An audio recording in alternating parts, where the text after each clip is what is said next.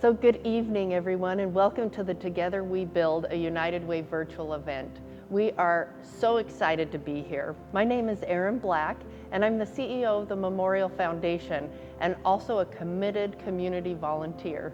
I'm Monty Knapp. I'm Erin's husband. I'm a local painter here in Yakima that does decorative and faux paint finishes. Tonight is a celebration. It's a celebration of an amazing community in Central Washington that day after day steps up and supports people in need. We are so excited to be able to present many speakers that will share with you the impact that you directly make. So don't forget, what is that contribution going to be tonight? What is that contribution going to be tomorrow? We can make a difference. Every community has issues and problems and challenges. Central Washington is the same.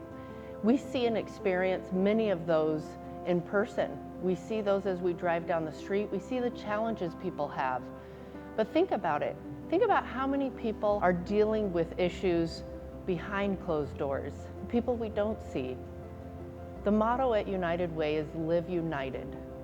And to me, that means that we as a community have to unite and come together to make a difference, that we're all connected in some way, shape, or form. And so it's our neighbors, our brothers, our sisters, the people standing next to us in the grocery store that we help.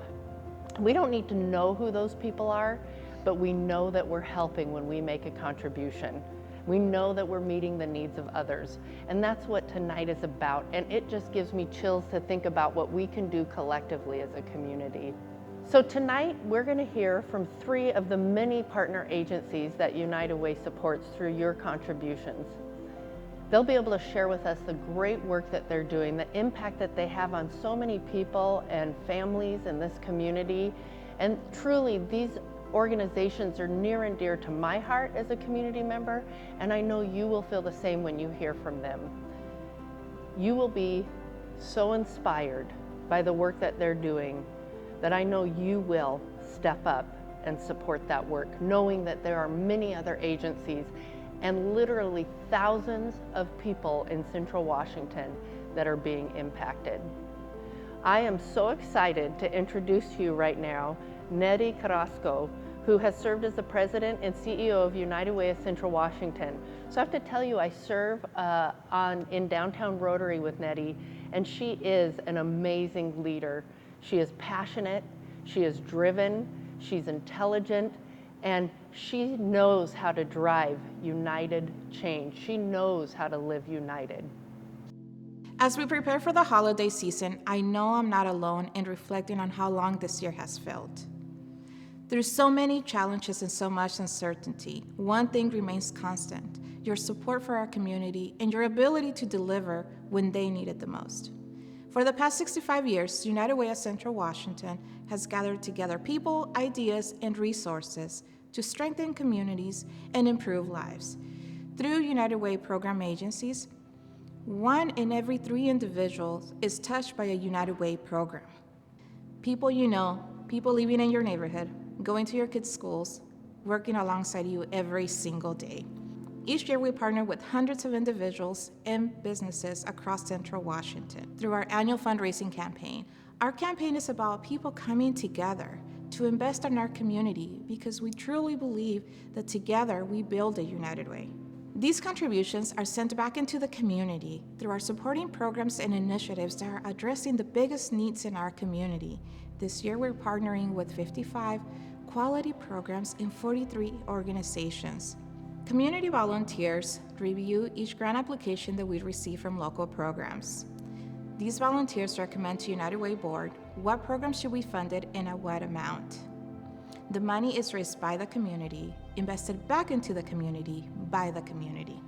Tonight, I'm excited for you to hear from longtime United Way supporters and individuals whose lives have been touched because of your gift. There are many individuals and organizations that have made this event possible.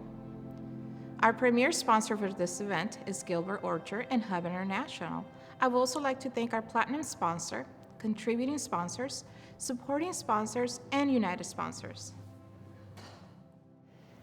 So the first organization that we have a privilege of hearing from is Court Advocates for Children of Kittitas County. This organization is amazing because what they do is they provide support, training, and supervision for volunteer court advocates. Now those court advocates are important because they wrap their arms around children who are neglected and abused and have been taken out of their home. They are the voice for those children. And how especially important that is, because our court systems can be very confusing and very scary. So think about that in the view and the lens of a child. So I'm excited to hear from Jamie and learn more about the impact that they have.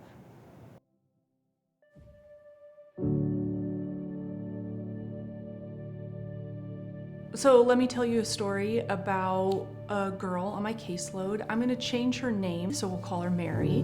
But Mary's story started in the first week of her life. Her biological parents gave her up, went to the Ellensburg Police Department and like what we call in the system abandoned. Mary was given to the police officer and the biological father just said, I'm no longer able to take care of this child. So CPS gets involved and the whole, system starts. From there on, she was moved to a foster family. This foster family I could go on and on about. They're wonderful, and they were such a gift to Mary. They brought her right into the fold of their family, began sort of attachment and bonding. My job in the process is to be that voice for the child. She's an infant, right? And to be that voice for the child in court. So I don't insert my opinion, I just observe and report. So I'm gathering information, I'm collaborating from all the local services and with the parents as well. And I'll say it was quite a unique case right from the beginning because, I've had several cases here as a volunteer, and even our director was quite befuddled, just that she was given up. That's pretty rare. A lot of times we're dealing in this program with abused and neglected kids, and oftentimes the parents are struggling with drug abuse and mental health. Because Mary was abandoned, we were offering services, parenting, what can we do to help you be equipped to parent this child?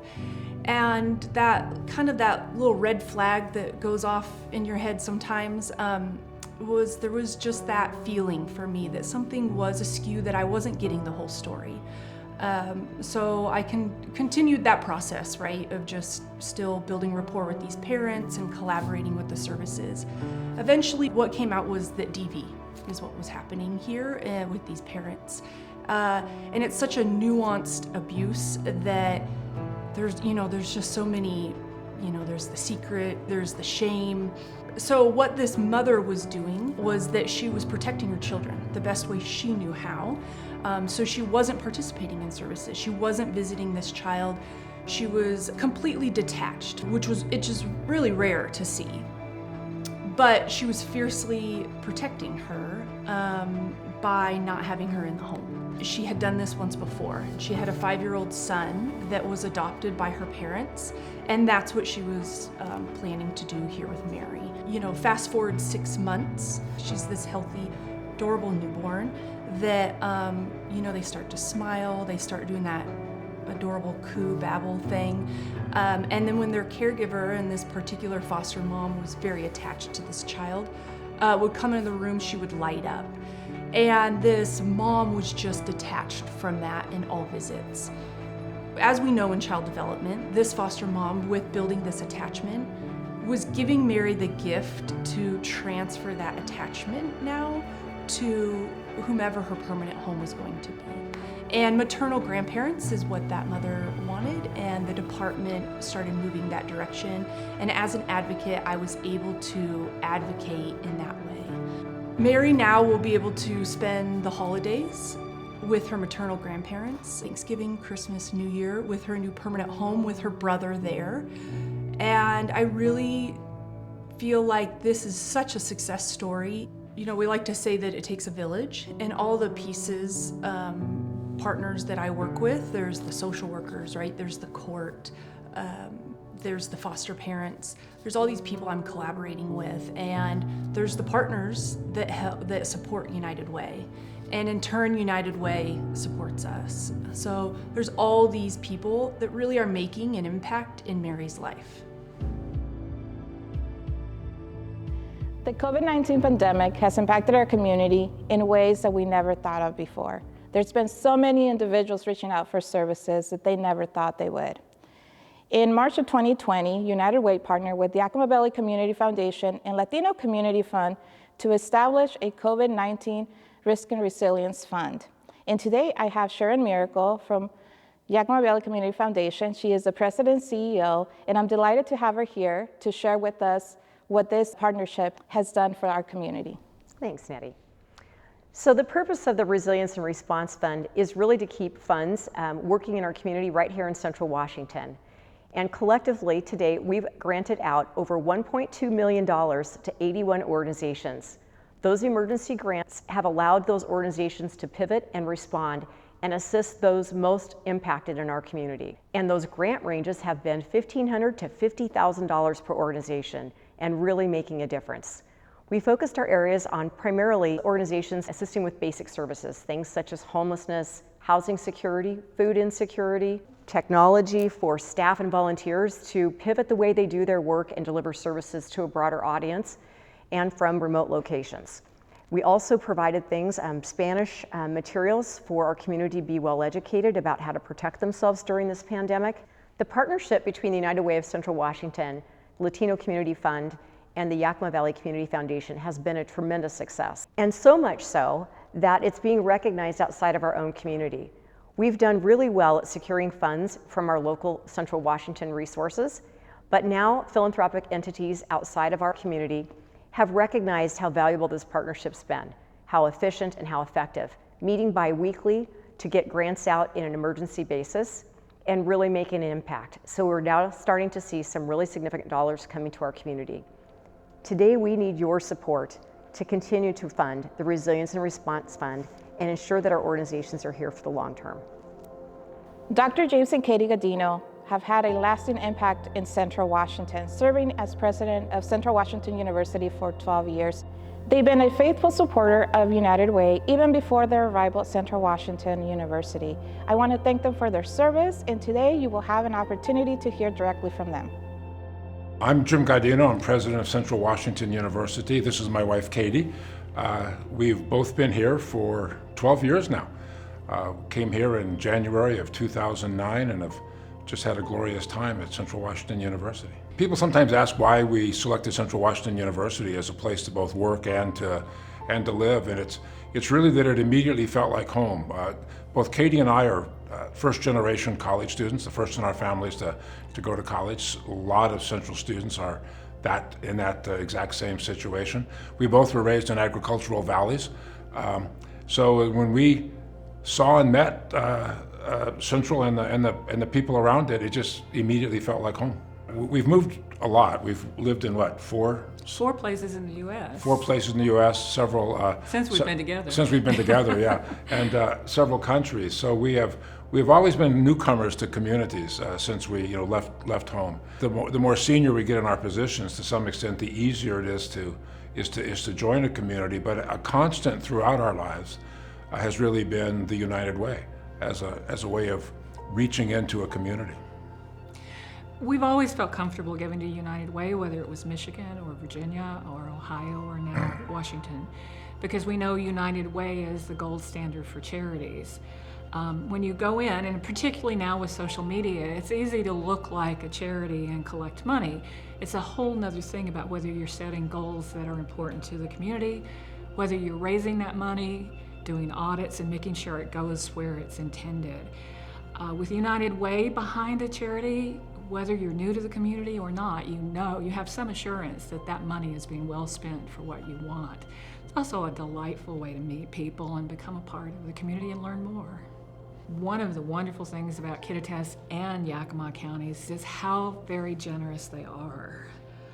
They're different and they give in different ways, but both communities are good about seeing what's holding the county back, where the problems resolve, and working together to have citizens donate to help get us the community where it wants to be. The natural way for a university to serve a community is to engage in it. We have a saying at Central Washington University that we believe that we're stewards of place. So we try to engage. You engage in going out and meeting the charities that are supported by United Way. And that then helps me get the entire CW community, from the students who are engaged in what we call service learning, of going out and serving the community, but in the process learning about those activities, as well as our faculty and staff engaged, so that we do not become a little isolated community within a community, that we are completely, if you will, integrated into the fabric of the daily life of the surrounding community. Whether you're new to a community or whether you've lived there your whole life, United Way gives you avenues of being involved and contributing that you really can't find in other places.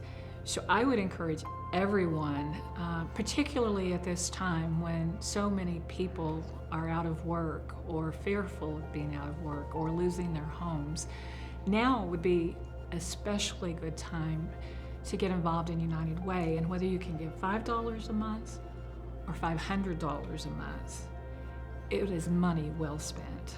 It can become a habit. My first giving experience with United Way was right out of college, when I was a Air Force officer in Yuba City, California. And that particular base was about 5 miles outside of town, and I lived on base.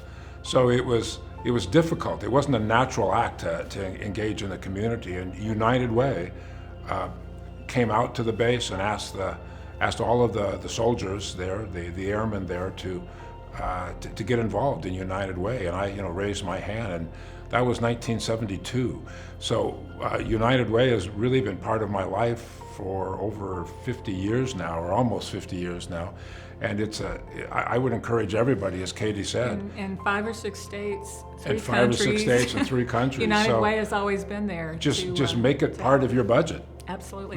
And it's the joy is that whatever you can afford, others pitch in, and together we really can solve lots of problems. A lot of $5 a month gifts add up to a whole lot of good. So we encourage people to get involved early and to stay involved throughout their lives.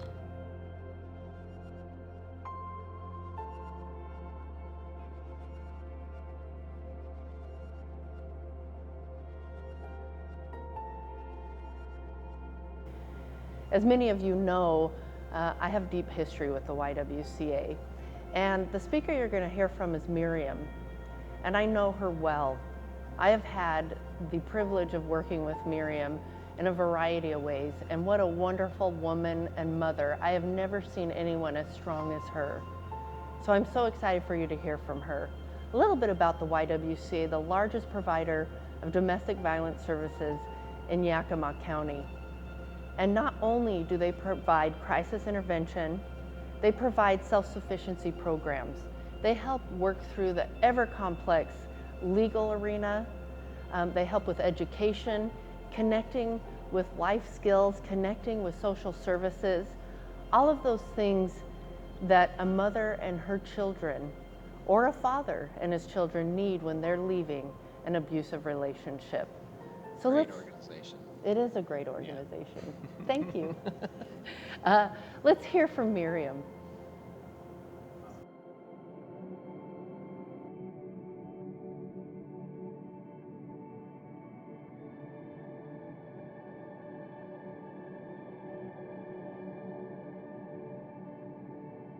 My name is Miriam Saavedra. I was a resident of the YWCA Transitional Housing Program with my 3 children, Jasmine, who at the time was 5, Vanessa was 3, and I was 5 months pregnant.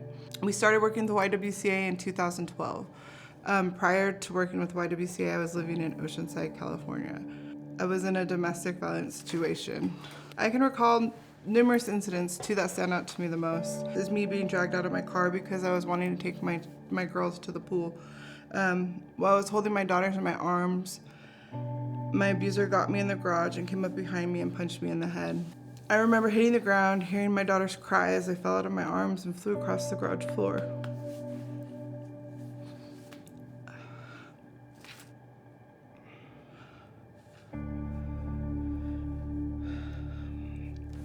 I was screaming for my kids as he was repeatedly kicking me in the back of the head and face.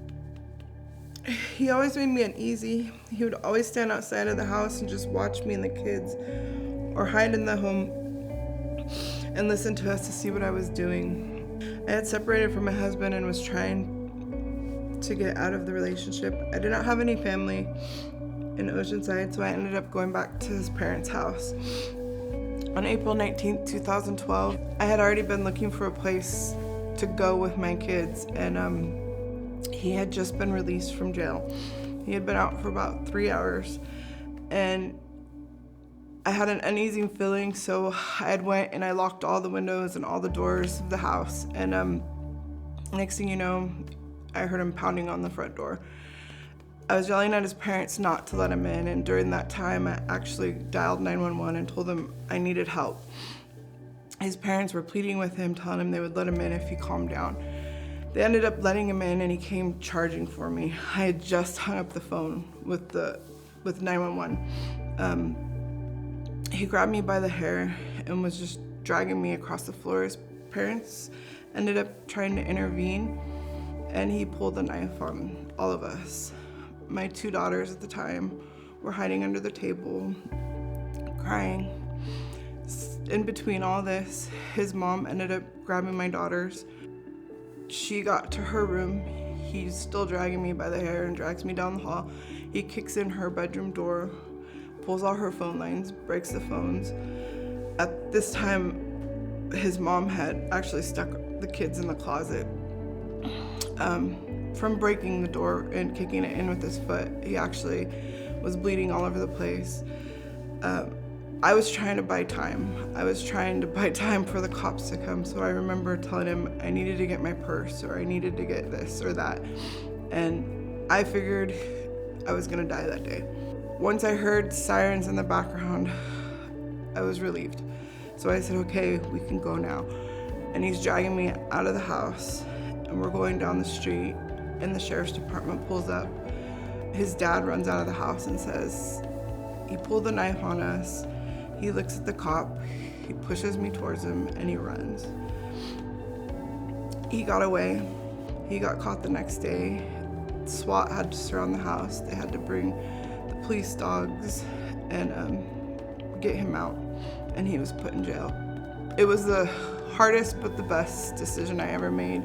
I arrived in Yakima on May 6th, 2012, and I consider that my freedom date, the day I landed my feet somewhere safe for me and my children. When I moved here, I was directed towards getting involved in services for myself and my children at the YWCA. I ended up getting into my own place with me and my children here in transitional housing in August of 2012.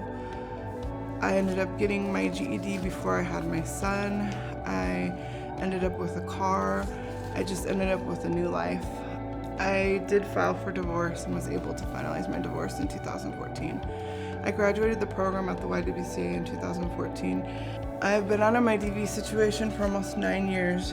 My children have not had to go another day enduring the trauma that comes from domestic violence. I've been able to show them that you can heal from those experiences with the help of a good support system and therapy, and of course the YWCA helping me navigate my new life. Next, we're going to hear from Lauren Ellis about the Pillars and Tocqueville Contribution Program. If you give a level of $1,200 or more, you become a Pillar member. And if you give a level of $10,000 or more, you're the Tocqueville level. These contributions are instrumental in supporting our partner agencies through United Way. Hi, my name is Lauren Ellis, and I am this year's Pillars Chair. I have been involved with United Way for 2 years now, and last year I served as your Vice Chair. And it was really great to be able to meet everyone at the party last October. Unfortunately, we don't get to do that this year because of COVID, but I just wanted to take this opportunity to say thank you to everyone who has contributed to United Way this year. I have already reached out to many of you to thank you personally for your contributions, and I plan to reach out to many more of you in the coming weeks. And I have to tell you, it's a breath of fresh air to be able to speak with you personally. I believe now more than ever, it's important for our community to stick together and to remember that service above all is what unites us. This year, our United Way is celebrating 65 years of meeting the needs of our community. Just to give you a few points of data, last year for the 2019-2020 campaign, over 245 pillars donated $486,000 to United Way. That's over 36% of the total dollars contributed to United Way in that campaign. Those numbers are so impressive, and we couldn't have reached such great heights if it wasn't for the contributions made by each and every one of you, big and small. So thank you. I'm sad that we cannot all meet to celebrate our mutual desire for service, but knowing there are so many like-minded people in my community is a huge comfort, especially during these times. So from the bottom of my heart, thank you for your contributions to United Way and for making it possible. We're so thankful that you've joined us here tonight for this event, and we're super excited to introduce our keynote speakers, Jake and Craig Kupp. Now, did you know that in the 100-year history of the NFL, only 5 families have 3 generations that have put on NFL uniforms? Really? Yes. That is amazing. That is amazing. And right here in our valley, the Kupps started from humble beginnings in Sunnyside, and we're going to hear their story tonight. You know what? We're so thankful that the Kupps are sharing their story, because it truly is inspirational. Think about the hard work that it has taken for all of them to achieve their dreams to be part of the NFL. And think about the hard work of the support from their family, because we can't do these things alone. It takes support from family and friends and community. And I think we're gonna learn that from Craig and Jake as they speak this evening. So excited to hear from them. Thank you.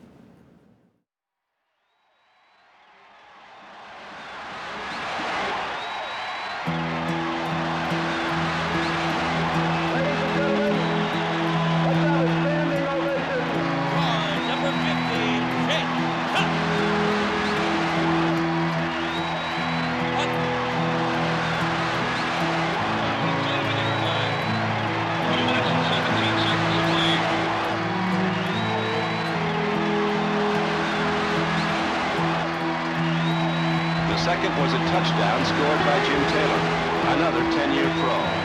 He gave a thrilled crowd reason to cheer as they led at the half 10-0. Looking downfield, finds Ahmad Field for the touchdown. Kupp rolls left, looking for a man, looking back right. He's got some trouble. He gets out of it. Wide open, right up the middle. There goes Kupp, and he's in. 18 yards. The Los Angeles Rams select Cooper Kupp, receiver, Eastern Washington. About to get to that next level. A couple of number 1 overall picks for the end zone. Touchdown, Cooper Kupp. Goff delivers to his favorite receiver. Double reverse, triple reverse. Goff throws this side, and it's Cooper Kupp down the sideline. Kupp to the 15, the 10, the 5, touchdown.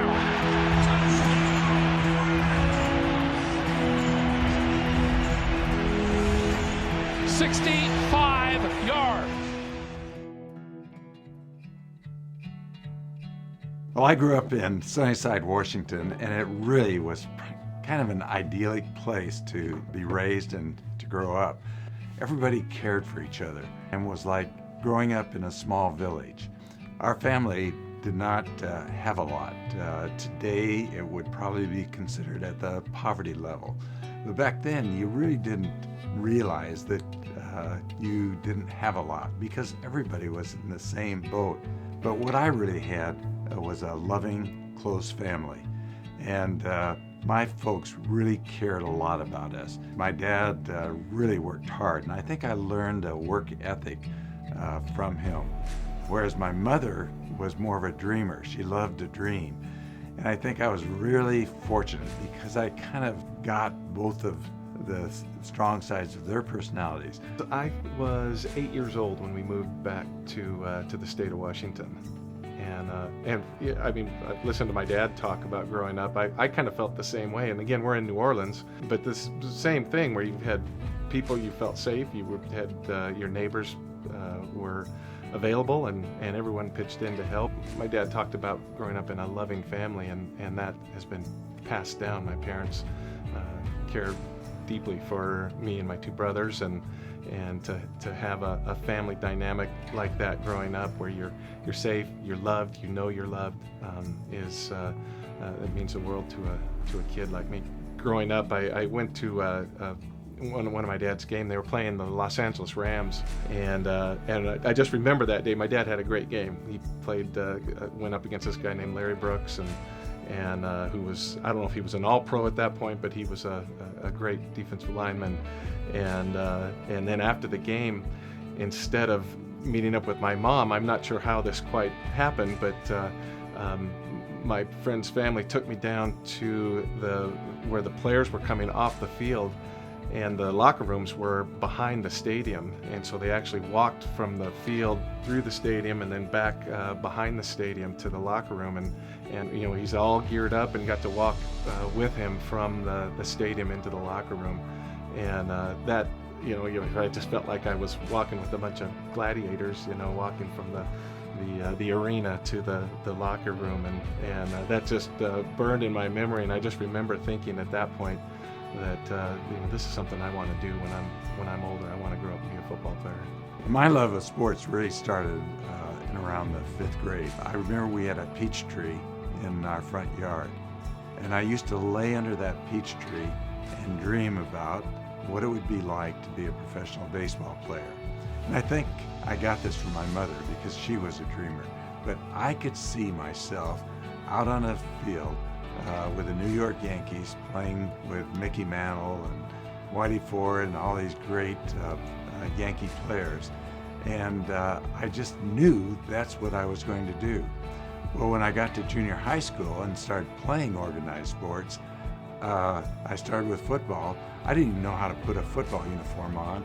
Then when I got out in the field, I was scared to death of getting hurt. And so it was just kind of a slow start. But I had people that came around me. I had a community that came around me, and they encouraged me and wanted the very best for me. When I turned out for basketball in junior high school, I got cut. And I couldn't believe it. How could they cut a professional athlete? Because in my mind, because of my dreams, I had already become a professional athlete, but yet they cut me. And I can remember going home to my mother and just sobbing my eyes out. How could they cut me? How could they cut me? I couldn't believe it. Then baseball started, and the baseball coach came around me. His name was Mr. Medicus, and he taught me how to throw a one-fingered curveball. And I became the sensation of the 7th grade team with this one-fingered curveball that Coach Medicus taught me how to throw. And that kind of saved me. So I went on and really didn't have a very good junior high career in anything except baseball. Got to high school football, and the coach looked at my hands. I had these great big hands, and he said, "I'm going to make a quarterback out of you." Well, the only problem was that I grew 5 inches during the summer, and I had no coordination at all throughout junior high school and high school. Nobody ever thought that I'd get a scholarship to any school, let alone the University of Washington. And so it took me 2 years, really until my senior year, that I really kind of came into my own. I really matured late, and had a great year. The community came around us. It was just fantastic. Somehow I get a scholarship to the University of Washington. I remember we had a paper in Sunnyside called the Sunnyside Sun. And I'd get these write-ups in the paper, and it was just kind of exciting, you know, knowing that I had a hometown that was behind me, that was rooting for me. And I really didn't expect to get drafted. And one day I get a call from my wife, and she said, "Hey, I just heard on the radio you were drafted by the Dallas Cowboys." And I said, "You're kidding." She said, "Do you want to play?" And I said, "Absolutely." That's kind of the legacy that I have of having people come around you, support you, and what it means to have that community. As I said earlier, it's like having a village, and that village is all for you. And when you have a village behind you, it's almost like you can do anything.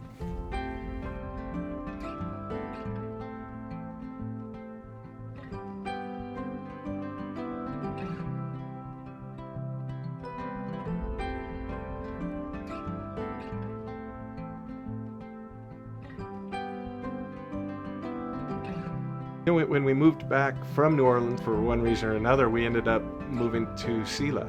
You talk about expectations, and when you get into athletics and you've got a dad that's was a professional football player, I mean, those expectations are there. I was a late bloomer. Just from a physical maturity standpoint, I was behind my friends, but I guess for me, I just loved it so much that I just loved it. and I remember my high school coach, Tim Aberly, at the end of my football career, I remember we lost a playoff game, and obviously we're disappointed, and we're getting our pads off in the locker room, and he just came up to me and he said, "Craig," he said, "I just want to tell you, you're a diamond in the rough." And he said, if you work at it, he said, you could do something very special in athletics with your life. And a guy like that you look up to as a coach, and to speak into your life like that, that has meaning, and that propelled me. I was I wanted to play college football anyway, but those words helped me along the way, helped continue to push me in the direction that I wanted to go. And then when I eventually got to college, I had the opportunity to play for a gentleman by the name of Frosty Westering, and who was he's a Hall of Fame coach, one of the winningest college coaches in all of college football, and he had a very unique way of coaching where he coached on the basis of love, and that seems like football and love. That's two words that don't really go together, but that was the basis of his coaching philosophy: is loving one another, him loving us, our players loving each other, supporting each other, so that we could all be the very best that we could be, and playing what he called total release, where you get rid of all expectations and all criticism, and just go out and use your natural ability. And you don't have to be a coach to be a mentor, and to speak into people's lives and care for people and get to know them. And once that trust is developed in relationships, you have the opportunity to speak into young people and give them hope for a future. If you see something in them, I just encourage people to speak what you see into the young people around in our community, because you don't know how those words will impact that little guy as he gets older, and he'll hold on to those words.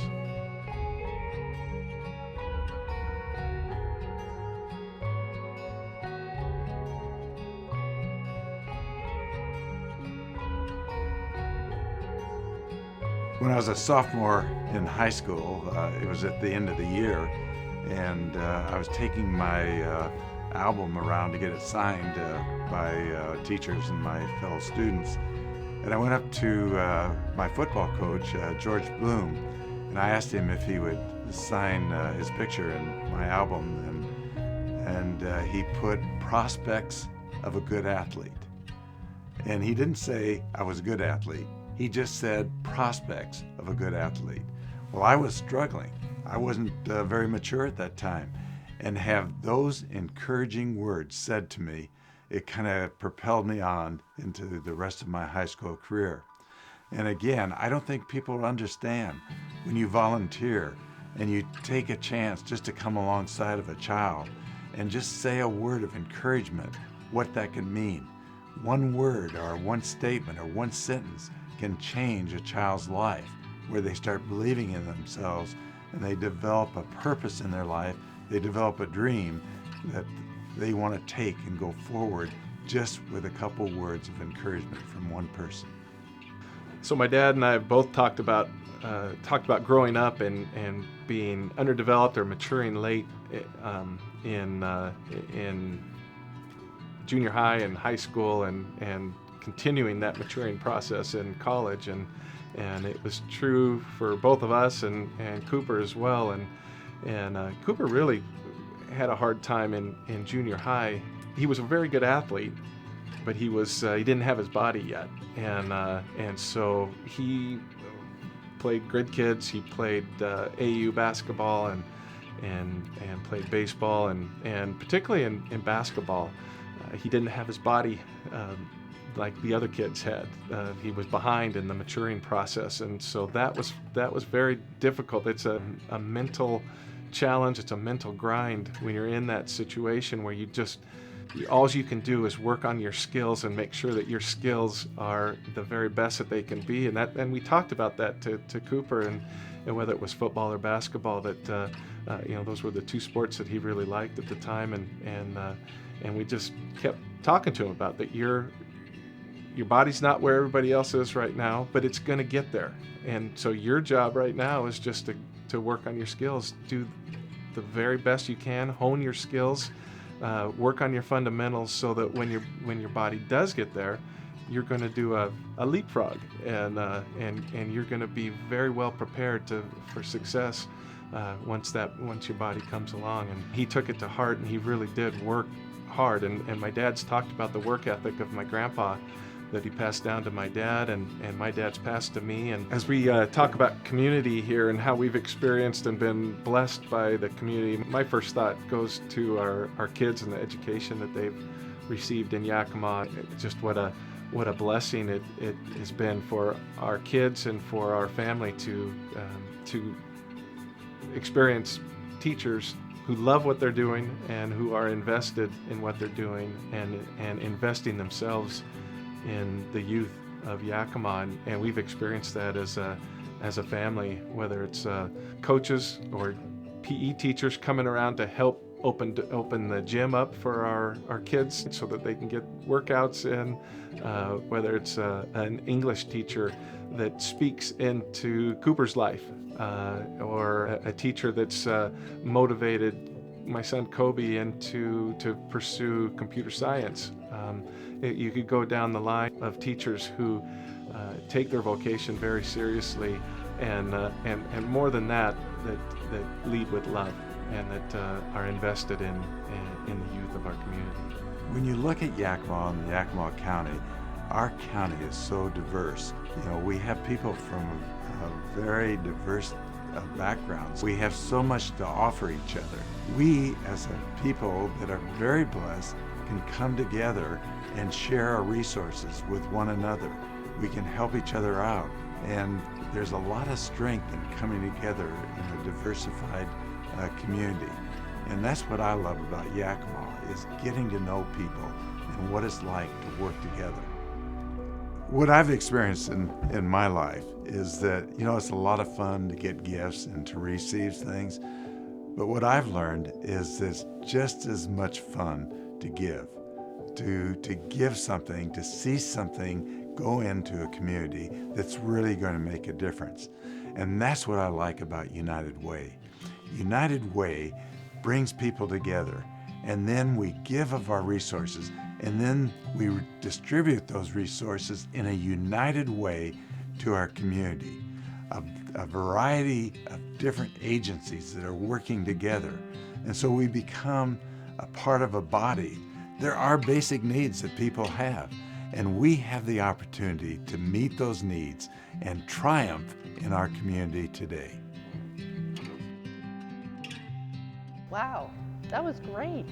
I loved it when Craig was talking about his high school coach and how inspirational it was and how he could go on to do bigger and better things. Yeah, I love that part because we all are inspired by somebody, right? When we think about the big dreams that we have, or maybe we have barriers or challenges that we're facing.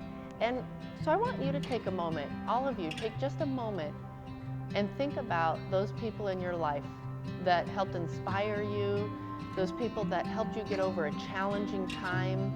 I can think of a whole group of people that have helped me through my life, and all of the things that I've been able to achieve, never did it alone. All the challenges I've overcome, never did that alone. My husband's one of those people that comes to mind. I was just going to say, you're inspiring to me. So think about it. Think about the gift that we can give to so many people in our community. Think about the inspiration that we can infuse into so many. They don't need to know that it's us. What they need to know is that a community cares. I do want to tell you a story. When I was with the YWCA, I'll never forget one of the women that was with us when we were handing out Christmas gifts and we were providing support that came directly from the community, she pulled me aside and she said, I can't believe it. I can't believe that all these people that don't even know who I am believe in me. So think about the difference for that woman who was struggling, really trying to find her strength to move forward. And just the fact that there were unknown people in the community that wrapping their arms around her and believing in her, it really inspired her. And we all have the opportunity to do that tonight. It's super easy. You will not only change lives, you will save lives. So there's a few ways that you can give tonight. First, you can text. That's easy. So what you do is text Give YWCW to 41444. You can see that on the screen. That's GIVEUWCW to 41444. You can also go to uwcw.org and click on the donate button. Easy peasy, just fill out the fields and make that contribution. And the third way is that you can send your contribution directly to the United Way office. The address is 116 South 4th Street, here in Yakima at 98901.